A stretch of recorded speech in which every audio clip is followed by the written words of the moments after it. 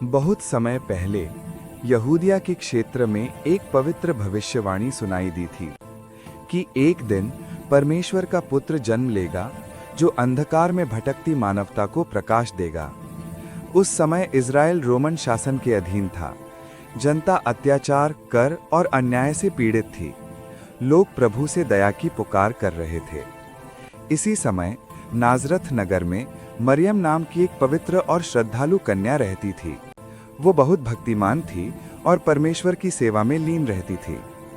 एक दिन उनके पास देवदूत गैब्रियल प्रकट हुआ और बोला, हे मरियम, प्रभु ने तुझ पर कृपा की है। तू एक पुत्र को जन्म देगी और उसका नाम यीशु रखा जाएगा। वो परमेश्वर का पुत्र कहलाएगा। मरियम अचंभित हुई, पर उन्होंने विनम्रता से कहा, जैसा प्रभु की इच्छा वैसा ही हो। कुछ महीनों बाद जब रोमन सम्राट ऑगस्टस ने आदेश दिया कि हर व्यक्ति को अपने जन्मस्थान जाकर नाम दर्ज कराना होगा, तब मरियम और उनके पति यूसुफ बेतलहम की ओर निकले। रात्रि का समय था, ठंडी हवाएं चल रही थीं, सरायों में जगह नहीं मिली। अंततः उन्हें एक पशुगृह में ठहरना पड़ा और वहीं उसी साधारण झोपड़ी में पशुओं के बीच यीशु मसीह का जन्म हुआ। आकाश में अद्भुत प्रकाश फैल गया। पास के चरवाहों ने स्वर्गदूतों को गाते सुना, स्वर्ग में परमेश्वर की महिमा हो और पृथ्वी पर शांति हो उन पर जिनसे वो प्रसन्न है। पूर्व दिशा में 3 विद्वान ज्योतिषी माघी एक चमकते तारे का अनुसरण करते हुए बेतलहम पहुंचे। उन्होंने सोने, लोबान और गंधरस भेंट किया। ये संकेत था एक राजा, एक देवदूत और एक बलिदान का जन्म हुआ है। बाल्यकाल और दिव्य संकेत। यीशु बचपन से ही अलग थे। जब वे मात्र 12 वर्ष के थे तो यरूशलेम के मंदिर में पंडितों से चर्चा करने लगे। उन्होंने ऐसे ऐसे प्रश्न पूछे कि विद्वान मौन रह गए। हर कोई कहने लगा, ये बालक किसी सामान्य माता पिता का नहीं, ईश्वर की देन है। वह दूसरों की सहायता करते, पक्षियों को दाना डालते, बीमारों को सांत्वना देते और गरीब बच्चों को प्रेम से शिक्षा देते। मरियम अक्सर कहती, मेरा पुत्र लोगों के लिए प्रकाश बनेगा। जब यीशु 30 वर्ष के हुए, उन्होंने सांसारिक जीवन त्याग दिया और यूहन्ना बपतिस्मा से बपतिस्मा लिया। जैसे ही वे जल से बाहर निकले, आकाश खुला और एक आवाज आई, ये मेरा प्रिय पुत्र है जिससे मैं अत्यंत प्रसन्न हूँ। इसके बाद यीशु ने 40 दिन तक जंगल में उपवास किया। शैतान ने उन्हें कई बार प्रलोभन दिया, यदि तू परमेश्वर का पुत्र है तो इन पत्थरों को रोटी बना दे। पर यीशु ने कहा, मनुष्य केवल रोटी से नहीं बल्कि परमेश्वर के वचन से जीवित रहता है। उनकी भक्ति, दृढ़ता और संयम अद्भुत थी। इसी से जुड़ा भक्ति मिश्रा प्रसंग उत्पन्न हुआ।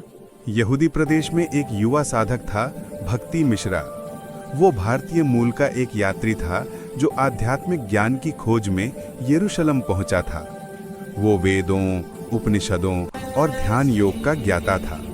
उसने सुना कि एक व्यक्ति प्रेम और क्षमा का संदेश दे रहा है, जो जल पर चलता है, बीमारों को ठीक करता है, मृतकों को जीवित करता है। भक्ति मिश्रा यीशु से मिलने पहुंचा। यीशु मुस्कुराए और बोले, तू सत्य की खोज में है और सत्य तो तेरे भीतर ही है। मिश्रा ने पूछा, गुरु, क्या ईश्वर केवल एक जाति या धर्म का होता है? यीशु ने उत्तर दिया, ईश्वर किसी का नहीं, सबका है। वो प्रेम है, शुद्ध, असीम और सर्वव्यापी। भक्ति मिश्रा ने ये सुना तो उनके नेत्र भर आए। उन्होंने कहा, आपका ये ज्ञान गीता के उपदेशों से मिलता जुलता है। श्री कृष्ण ने भी कहा था कि हर प्राणी में मेरा अंश है। आप भी वही सत्य कह रहे हैं। यीशु ने उत्तर दिया, सत्य अनेक भाषाओं में कहा जाता है, पर उसका अर्थ एक ही होता है, प्रेम और करुणा। उस दिन से भक्ति मिश्रा यीशु के अनुयायी बन गए। वे उनकी यात्राओं में साथ रहे जब यीशु ने लोगों को प्रेम, क्षमा और दया का उपदेश दिया। में डूबे थे, उन्हें यीशु का संदेश पसंद नहीं आया। उन्होंने षड्यंत्र रचा। यहूदा जूडस नामक एक शिष्य ने 30 चांदी के सिक्कों के लालच में यीशु को धोखा दिया। 3 दिन बाद चमत्कार हुआ। यीशु की कब्र खाली पाई गई।